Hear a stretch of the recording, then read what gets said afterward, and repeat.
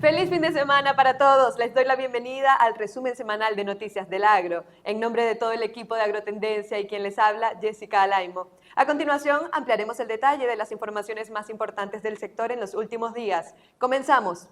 Ante los reportes de una bacteria que está atacando los cultivos de arroz en algunas zonas del país, el presidente de FEBE Arroz, José Luis Pérez del Palomar, aseguró que se encuentran investigando las implicaciones de la enfermedad, de la cual no se conocen detalles. El presidente de la Federación Venezolana de Arroz aseguró que los estudios permitirán conocer de forma precisa los efectos de la enfermedad en los cultivos, sus causas y las medidas a tomar para su erradicación. Hay algunos investigadores por allí privados y de la universidad y se están trabajando en eso. Y bueno, vamos a esperar resultados y a ver cuáles son sus recomendaciones. Y por supuesto que FEDEARROZ y Fundarroz de la mano haremos todo lo que esté en nuestro alcance para que se tomen las medidas necesarias. El dirigente del sector arroz resaltó que no considera que esta enfermedad pueda afectar de forma significativa el ciclo de invierno. Hay que hacer un estudio, también eso hemos conversado, para determinar la magnitud del alcance en áreas y en daños que pueda haber ocurrido o que potencialmente puedan ocurrir. Todo eso estamos en espera, en proceso de resultados, pero en este momento no hay ninguna razón para que eso influya en la siembra de este ciclo. En cuanto a los avances para el mejoramiento de las semillas utilizadas en el país, el presidente de FEBE Arroz destacó que en los próximos meses llegarán al territorio nacional nuevas líneas genéticas provenientes del Fondo Latinoamericano para Arroz de Riego. Esas líneas, a través de Fundarroz, son distribuidas en nuestros semilleristas para que nuestros fitomejoradores las evalúen en el campo, hagan los cruces necesarios para obtener nuevas variedades y así pues en los próximos años contar con variedades nuevas y adaptadas pues a estos tiempos de cambios climáticos y de nuevas exigencias tanto en rendimiento como en condiciones de resistencia a plagas y enfermedades.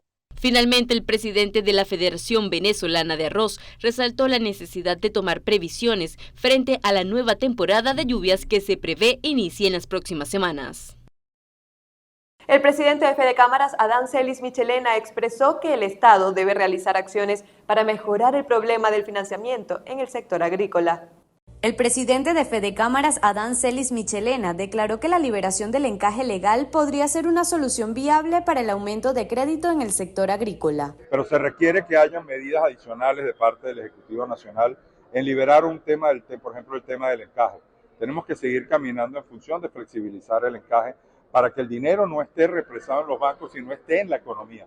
Nosotros necesitamos que el dinero, el ahorro de los venezolanos no esté represado en el Banco Central, sino esté a favor y esté en las condiciones para poder aumentar los niveles de crédito, no solo para el sector agrícola, sino para todos los sectores del país. Asimismo, Celis agregó que el peso tributario recae en las empresas y esto afecta el costo de los productos. Nosotros le estamos cargando todo el peso tributario a pocas empresas. Tenemos que expandir la base tributaria porque al final no dirás, bueno, que lo pague un grupo de empresas y no lo pago yo. No, lo terminas pagando en el costo de los productos, porque en la medida que tú le subes los costos con estos impuestos que se están presentando en todas partes, los productos siguen aumentando de precio. Por su parte, el presidente de Fedecámaras resaltó el esfuerzo de los productores pese a las diversas problemáticas, entre ellas, seguir produciendo con poco financiamiento. Desde el estado Carabobo reportó para Noticias del Agro, Hazel González.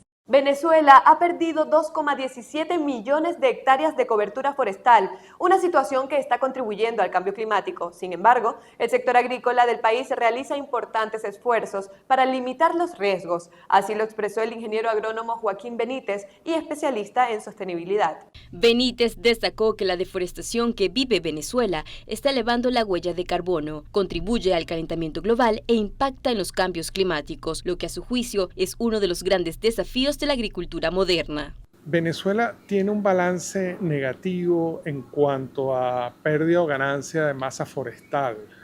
Si bien son notorias y se están adelantando algunas iniciativas importantes para reforestar en el país, vemos cómo, por ejemplo, en este 2024 los incendios forestales han incidido un poco en la pérdida de esa masa forestal y cómo otras actividades como la minería en el sur del país está afectando importantes ecosistemas. De manera que el balance final entre ganancias y pérdidas resulta negativo, resulta que estamos perdiendo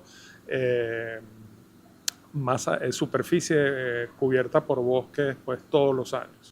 El especialista en sostenibilidad explicó que si bien la agricultura ha sido señalada entre los causantes de la pérdida de cobertura forestal, el sector ha venido trabajando en prácticas más sostenibles. Cómo los científicos agrícolas están levantando información para poder generar opciones, para poder generar políticas, para hacer que se tomen decisiones y que el sector agroproductivo pueda definitivamente adoptar mejores estrategias para adaptarse al cambio climático. Existen ya algunos trabajos importantes relacionados con la Facultad de Agronomía del país que dan cuenta de cuáles zonas del país van a recibir menos lluvia, cuáles zonas del país se van a calentar y van a aumentar su temperatura, y eso permite a los hacedores de políticas públicas relacionadas con la agricultura y el cambio climático establecer líneas de acción como por ejemplo adoptar variedades más resistentes al calor, variedades que puedan crecer y ser productivas con menos humedad, entre otras acciones. Cabe destacar que en Venezuela se registraron más de 11.000 incendios en los 4 primeros meses del 2024, lo que ha provocado cerca de 5,2 megatoneladas de carbono en ese lapso, de acuerdo a datos del programa Copernicus, lo que ubica al país junto con Brasil y Bolivia entre los más emisores de la región. Asimismo, el Ministerio de Ecosocialismo reportó 60.000 hectáreas afectadas en Venezuela a consecuencia de estos incendios.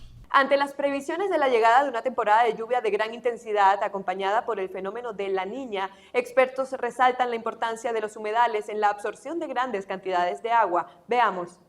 El ecosistema de los humedales está controlado por el agua, por lo tanto, el suelo debe permitir la saturación del vital líquido para conformar un espacio adecuado para el desarrollo de la flora y fauna que conforma su hábitat. Y en un año marcado por el fenómeno de El Niño costero, este tipo de características cobran mayor importancia. Ahorita tenemos un tema bien importante con el fenómeno de La Niña que ya se viene presentando en Brasil, donde hay unas inundaciones bien dantescas y posteriormente quizás de repente nosotros también estamos esperando unos índices pluviométricos bastante elevados para Venezuela. Entonces justamente los humedales que buscan es absorber las grandes cantidades de agua, pueden aceptar hasta niveles de agua de más de 2 metros de altura para impedir que las poblaciones se vean afectadas desde el punto de vista de inundaciones. Sin embargo, los expertos aseguran que algunos de los 158 humedales presentes en el país han perdido sus capacidades debido a la acción humana y el cambio climático. La deforestación, la tala, la inadecuada disposición de aguas servidas, la inadecuada disposición de desechos sólidos, inclusive entrando en algunos periodos de sequía intenso, como es el caso, sobre todo cuando tenemos presencia de fenómenos del Niño en nuestro país. Entonces hemos encontrado lagunas que prácticamente quedan con los niveles muy por debajo de los niveles de agua que quizás puedan tener en un momento determinado, y eso también contribuye a el deterioro del ecosistema y a la pérdida de la biodiversidad. Pero las consecuencias del desgaste de estos ecosistemas van más allá de un tema ambiental. Según la presidenta de Ecobrión, Bárbara Ordóñez, la llegada de especies invasoras a las costas venezolanas, así como la disminución de la productividad de actividades como la pesca, forman parte de los efectos del deterioro de los humedales en el país. Llegó el momento de hacer nuestra primera pausa y al regreso tendremos las informaciones más importantes del sector que llegaron directamente desde las regiones de nuestro país esta semana. No se aparte y recuerde que estamos presentes en Instagram como @agrotendencia y en YouTube como Agrotendencia TV. Ya regresamos. Estamos de vuelta y en esta parte revisamos las noticias más destacadas de las regiones de nuestro país durante esta semana. Ante el surgimiento de un segundo caso de rabia silvestre en Portuguesa, el Colegio de Veterinarios adelanta una campaña de vacunación en los 4 municipios de la zona focal. Veamos. Tras la notificación oficial por parte del INSAI, el Colegio de Veterinarios del Estado Portuguesa se encuentra atendiendo la zona focal, en donde ya han sido confirmados 2 casos positivos de la rabia paralítica bovina, siendo esta una enfermedad transmisible a los seres humanos. El Instituto de Salud Agrícola Integral de una vez tomó acciones pertinentes. Una vez que fue confirmado ese primer caso, el Ministerio de Salud, a través del Departamento de Zoonosis, también tomó las medidas pertinentes vacunando a las personas que estaban ahí en el predio afectado. De igual manera, fue el primer ente al que se le notifica para que tome las acciones pertinentes, y ya se están tomando las mismas. Se está haciendo, porque recuerden que la población animal pues es extensa. Estamos tanto en grandes animales como en pequeños animales. Simultáneamente se cumple en Portuguesa el primer ciclo de vacunación contra la fiebre aftosa, con el objetivo de garantizar la salud animal. Una campaña nacional obligatoria que también hacemos el llamado a los productores para que cumplan con esta programación. El lapso ahorita es de 45 días, ya nos queda menos de eso porque comenzó del 1 de mayo hasta ahorita, hasta el 15 de junio. Y bueno, en función de eso, gracias a Dios que muchos productores están abocados al cumplimiento de este plan sanitario también. La alerta de vacunación semestral emitida por el INSAI comprende los municipios Ospino, Araure, Esteller y Guanare. Desde el estado Portuguesa, para Noticias del Agro, reportó Manuel Alvarado. INSAI y Fumbesa iniciaron campaña de vacunación contra la fiebre aftosa en el municipio Francisco de Miranda del estado Guárico. Yorman Ledesma nos amplía la información. La intención de esta campaña de vacunación es lograr que Venezuela sea certificado como un país libre de fiebre aftosa, a pesar de que en este municipio no se han registrado animales con esta enfermedad. El Instituto Venezolano de Salud Animal Integral, INSAI, junto a la Fundación Venezolana para los Servicios de Salud Animal, Fumbesa, llevarán a cabo esta jornada en la cual pretenden vacunar a los más de 250.000 animales que conforman la población bovina y bufalina en el municipio Francisco de Miranda. Es seguridad sanitaria de lo que estamos hablando. Entonces nosotros, como dueños del rebaño, dueños de los animales y dueños de las vacas, somos los responsables ante la ciudadanía de que estos alimentos lleguen al plato lo más o sin patologías posibles. En cada campaña deberíamos inmunizar al menos el 90% de los animales. Nos va a permitir la vacunación declararnos país libre por vacunación, lo cual nos va a permitir acceder a mercados internacionales y ganar mercado en los mismos para poder tener competitividad con otros países de la zona. Es importante acotar que Venezuela es el único país del Cono Sur que no está certificado como libre por fiebre aftosa por la Panactosa, organismo regente en el control, prevención y erradicación de la enfermedad. Durante la actividad, el Colegio de Médicos Veterinarios Seccional Guárico acreditó a nuevos vacunadores, quienes también fueron capacitados para la correcta colocación de la inoculación contra la fiebre aftosa, considerando la cadena de frío que deben respetar para preservar la efectividad del biológico. Y el propósito principal de esta jornada y esta adecuación que se van a hacer a estos técnicos es ir brindando toda la mayor capacidad posible para cubrir las zonas de abordaje, las zonas de ataque. Estos biológicos vienen de un manejo adecuado desde la fabricación, desde la empresa fabricante, la empresa de transporte, la empresa de comercializadora, que acá en Calabozo hay muchas empresas. Tenemos 5 empresas autorizadas para la comercialización y expendio de este biológico, y cada proceso de transporte hasta que llega hasta el animal está supervisado por un médico veterinario regente en las agropecuarias privadas. La fiebre aftosa es una enfermedad que, además de afectar al animal, podría generar grandes daños a la economía del país, considerando que la ganadería es una de las principales actividades económicas en el estado Guárico y particularmente en el municipio Francisco de Miranda. La campaña de vacunación se realiza 2 veces al año durante 45 días. La actual finaliza el próximo 15 de junio y la segunda se realizará en el mes de octubre. Desde el estado Guárico, Yorman Ledesma, Agrotendencia. Arrancó la campaña de vacunación contra la fiebre aftosa en el estado Mérida. Nuestro compañero en esa entidad, Eurolobo, nos tiene los detalles. Con la campaña de inoculación contra la fiebre aftosa, se busca sensibilizar al productor agropecuario a cumplir con el proceso de inyección del ganado bovino y bufalino, con la intención de erradicar este virus interviniendo en Mérida a más de 120.000 animales. Prestándole apoyo a todos los municipios para que hayan rutas de vacunación, para que lleguen los biológicos a los municipios y de esa manera tratar de abarcar la mayor cantidad de animales que existen en el estado de Mérida. En esta oportunidad, el Instituto Nacional de Salud Agrícola Integral se encargará de certificar el proceso que adelantan con el fin de controlar, prevenir y erradicar este mal, otorgando así los avales necesarios. Es necesario que todo productor realice la vacunación de su rebaño y haga la certificación a través de médicos veterinarios de ejercicio libre o a través de nuestra institución como es el INSAI.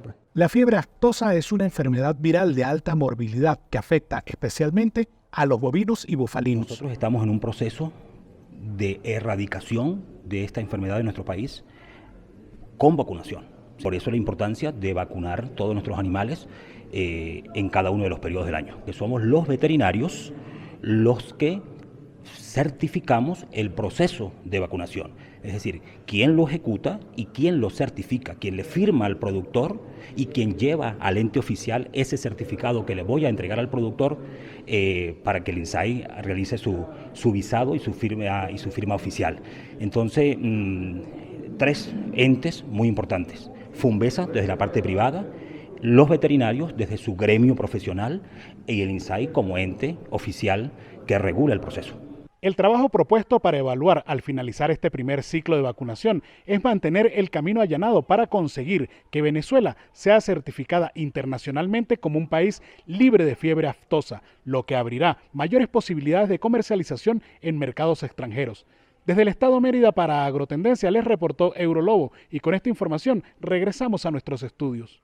El glaciar Humboldt, ubicado en el estado Mérida, ha sido reclasificado como campo de hielo ante el deshielo provocado por las altas temperaturas. Según los expertos, hace años, el Humboldt, también conocido como la Corona, cubría 4,5 kilómetros cuadrados. Sin embargo, ahora se extiende a menos de 0,02 kilómetros, una cifra que está por debajo de la cantidad necesaria de espacio para poder mantener su estatus de glaciar. Esta situación deja a Venezuela como el primer país de la historia moderna en perder sus glaciares, una lista que según expertos podría incluir a Indonesia, México y Eslovenia en los próximos años. Los glaciares son gruesas masas de hielo que descienden lentamente por su propio peso, erosionando el terreno circundante. Se forman cuando la nieve se compacta y se convierte en hielo a lo largo de muchos siglos. Aunque la mayor parte se almacena en las regiones polares, existen glaciares en algunas regiones montañosas de los trópicos, principalmente en Sudamérica.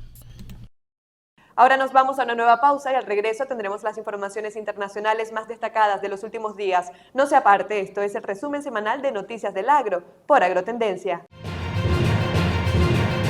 Continuamos con el resumen semanal de Noticias del Agro y a esta hora revisamos las informaciones internacionales. En Brasil, las fuertes lluvias registradas en Río Grande del Sur dejaron un panorama de desolación en el sector agropecuario que afectará la economía de los productores locales. Los productores de soya de Río Grande del Sur se preparaban para tener una cosecha récord que superaría los 22 millones de toneladas. Sin embargo, luego de las inundaciones históricas registradas los últimos días, la consultora Safras y Mercados proyecta una caída de 5 millones desde la proyección inicial. Desde la consultora financiera apuntan que antes de las lluvias restaba por cosechar una cuarta parte de los campos de soya. Esos lotes ahora se espera que tengan rendimientos inferiores a los esperados y en el peor de los casos pérdida total. El estado más afectado por las lluvias lidera la producción de soya en Brasil. El año pasado la cosecha alcanzó 6,9 millones de toneladas. Las plantas procesadoras de carne ubicadas en Río Grande del Sur también sufrieron afectaciones. En total, 10 establecimientos tuvieron que suspender sus operaciones durante varios días. La región produce 11% del total nacional de carne de pollo y cerca del 20% de la carne de cerdo, productos de los cuales Brasil es el primer y cuarto exportador del mundo respectivamente. Ahora nos vamos a Europa, específicamente a Polonia, país en el que un grupo de agricultores inició una huelga de hambre en el Parlamento. Los huelguistas se manifiestan contra el Pacto Verde y algunas medidas agrícolas adoptadas por la Unión Europea. Los manifestantes, encabezados por un importante sindicato agrícola, indicaron que su objetivo es poder reunirse con el primer ministro polaco Donald Tusk. Esta acción se produce luego que las autoridades del bloque europeo impulsaran una exención arancelaria a los productos alimentarios procedentes de Ucrania. Los agricultores también cargan contra las políticas del Pacto Verde, que incluyen una serie de planes ambientales, que entre otras medidas implican disminuir a cero las emisiones netas de gases de efecto invernadero de cara al 2050. Desde el pasado 9 de febrero, los agricultores polacos iniciaron protestas en todo el país exigiendo la detención de la libre importación de productos agrícolas ucranianos y que se ajusten a las políticas climáticas de la Unión Europea.